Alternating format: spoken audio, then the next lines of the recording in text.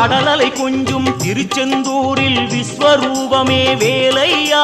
பழமுதி சோலை அறுபடை வீடும் புண்ணிய தரிசனம் முருகையா திருநீர் அணிந்து வரும் போது நெஞ்சில் நிம்மதி பிறக்குது கந்தையா முகனே சிவனார் மகனே உன்னை பாட பாட சுகமாகுதையா வேல் முருகா அரோகரா அரோகரா வேல் முருகா